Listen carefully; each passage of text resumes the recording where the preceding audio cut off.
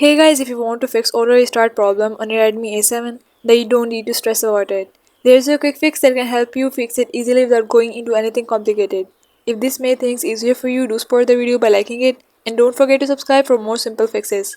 Alright, let's fix it.